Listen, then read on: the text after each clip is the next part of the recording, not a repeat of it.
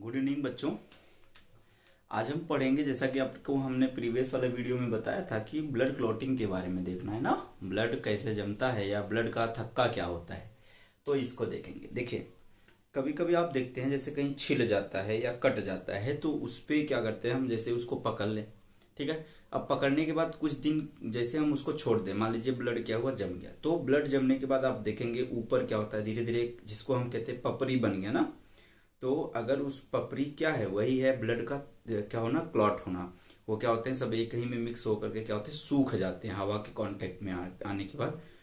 जब नीचे की क्या होते हैं, स्किन अच्छे से आ जाती है तो उसको निकाल देंगे तो ठीक हो जाएगा। लेकिन अगर कभी उसको ही क्या किया कर दिया, अभी ताज़ा ही है, फिर से उखाड़ दिया तो फिर से ब्लीडिंग आना शुरू हो जाता है। तो ये होता कैसे है, जरा इसी को हम देखते हैं।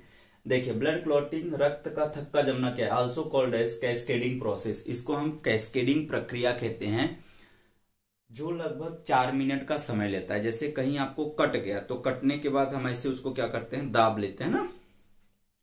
तो दाब लेने से क्या होता है, जो हम दाबते हैं इसको, वो 4 मिनट तक 5 मिनट तक दाबे रहेंगे तो क्या होगा, रक्त का आना बंद हो जाएगा। क्यों? क्योंकि रक्त का थक्का जमने में कितना समय लगता है, 4 मिनट, ठीक है ना।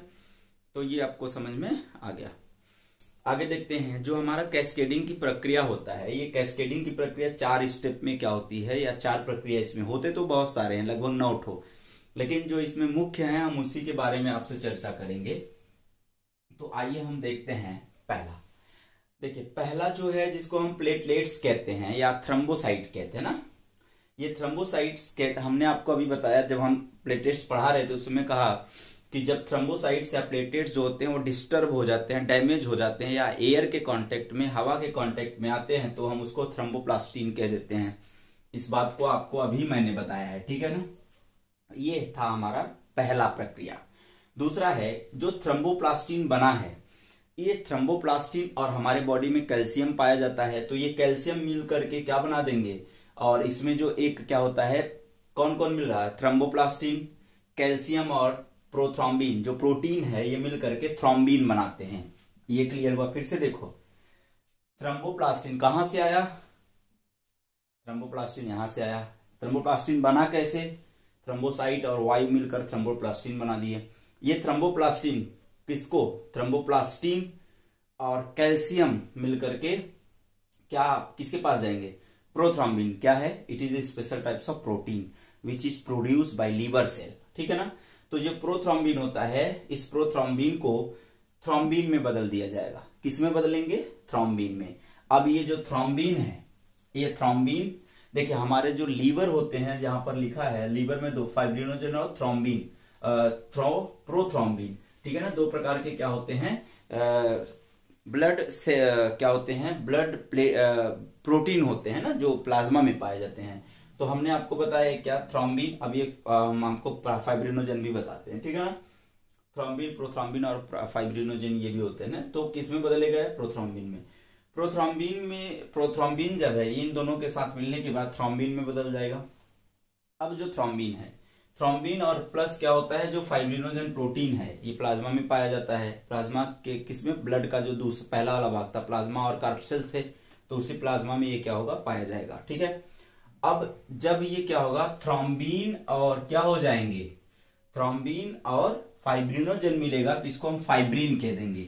ये जो फाइब्रिन होता है ये जाल के जैसा होता है। कैसा होता है, जाल के जैसा होता है, ठीक है ना। तो जिसको हम नेटवर्क कहते हैं। तो फाइब्रिन क्या है, एक नेटवर्क जैसी संरचना है, और इसमें क्या होंगे, रुधिराणु, जो छोटे छोटे क्या है, कोशिकाएं हैं, वो आकर के इसी क्या होंगे, फाइब्रिन में क्या होंगे, फंसते चले जाएंगे। और जिसमें रुधिराणु में क्या होगा, आरबीसी होगा, डब्ल्यूबीसी होगा, प्लेटलेट्स होंगे, ये सब आकर के उसी में फंसते चले जाएंगे, और इसी को हम ब्लड क्लॉटिंग या कैस्केडिंग प्रोसेस कहते हैं। इसको हम एक तरह से और समझ लेते हैं, जैसे नाली है ना, नाली में कई सारे ऐसे ऐसे करके छान डाल दीजिए और ऐसे करके ना, तो वो क्या हो जाएगा, इस तरह से। अब जो पानी के साथ जो कण वगैरह आएंगे वो सब इसी में फंसते चले जाएंगे। तो एक समय ऐसे होगा कि उस जहां पर छान डाले हैं उसके आगे पानी बढ़ेगा ही नहीं ना।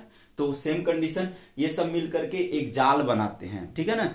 अब वो जाल बनाने के बाद उसी में जो क्या है, रुधिर क्या है, कोशिकाएं हैं, कण है ना, छोटे छोटे, तो उसी में आकर के जम जाएंगे। जैसे अभी हमने आपको बताया था कि चाय पत्ती आप चाय बनाते हैं तो चाय को छानते हैं ना, तो चाय को कभी कभी छानते छानते ऐसा हो जाता है कि जो अदरक होता है, जो चाय पत्ती होती है, सब उसमें डल जाता है। तो चाय जो पानी जो चाय बना है, दूध और क्या है पानी जो मिल करके वो छनता ही नहीं है ना, तो क्या होगा ऐसे आकर उसी में क्या होते हैं बैठ जाते हैं। सेम कंडीशन यहाँ पर होता है। तो आपको ये पूरी प्रक्रिया समझ में आ गई होगी। तो कहते हैं सर जो हमारा ब्लड क्लॉटिंग होता है उसमें क्या होता है, विटामिन के सहायता करता है ना, विटामिन के कारण ही ब्लड क्लॉटिंग होता है, ऐसा नहीं है। देखिए हम एक समरी देते हैं आपको, सारांश जिसको कहते हैं कि हमने जो पढ़ा है उसका मतलब हमको कैसे समझ में आए। जैसे अगर कहेंगे कि ब्लड क्लॉटिंग में कौन सा रुधिराणु या ब्लड सेल्स जो है क्या थे, ब्लड दो प्रकार के थे ना, एक को हम प्लाज्मा कह रहे थे, एक को हम कार्पसेल्स कह रहे थे, मतलब रुधिराणु या ब्लड सेल्स कह रहे थे।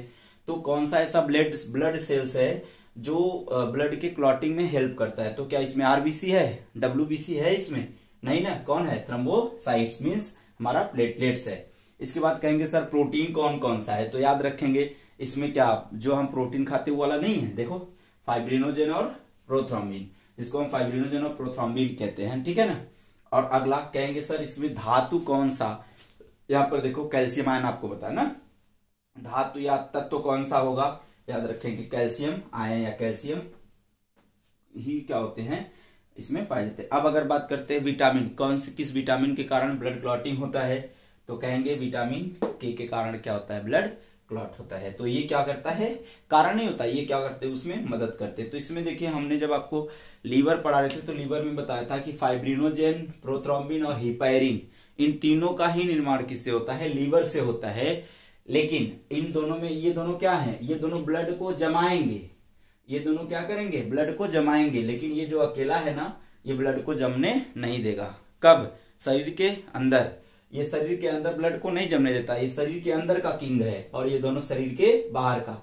जब क्या होगा, हिपैरिन मर जाएगा, कब, एयर के कांटेक्ट में आने पर, जब हवा लग जाएगी हिपैरिन को तो ये क्या होगा, मर जाएगा। तो ये दोनों क्या होंगे, जाएंगे, सक्रिय हो जाएंगे और इसको क्या कर देंगे, जमा देंगे। लेकिन जब ब्लड क्या है शरीर के अंदर है और उसमें हवा नहीं लग रहा है तो फाइब्रिनोजेन और ये दोनों क्या है, निष्क्रिय हैं और ये क्या होगा, ब्लड को जमने नहीं देगा। तो इसीलिए कभी कभी देखा होगा आपने, जब डॉक्टर क्या करते हैं इंजेक्शन लगाते हैं तो इंजेक्शन को पूरा उसमें थोड़ी सी दवा गिरा देते थे। क्यों?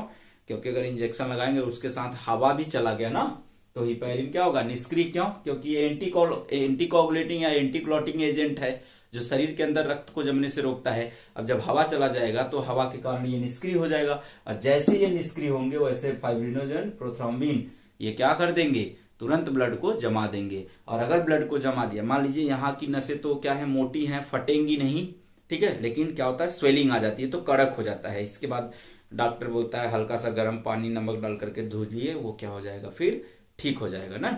लेकिन अगर यही प्रक्रिया हमारे मस्तिष्क में हो जाए, ब्लड क्लॉट हो जाए मस्तिष्क में, तो तुरंत मौत हो जाएगी। क्यों? क्योंकि नसें फट जाएंगी और क्या होगा, इंटरनल ब्लीडिंग शुरू हो जाएगा और इंसान की मौत हो जाएगी। ये था आपका पूरा क्या, पूरा ब्लड क्लॉटिंग के बारे में, जिसको हमने आपको अच्छे से समझाने का प्रयास किया। आप इसको पढ़िएगा एक बार और देखिएगा थोड़ा सा, और वीडियो को लाइक और सब्सक्राइब करिए ताकि और बच्चों के साथ, और शेयर भी करिए आप, ज़्यादा से ज़्यादा बच्चे जो कोचिंग नहीं पढ़ सकते पैसा दे करके, उनके लिए हम ये काम करते हैं, ठीक है ना।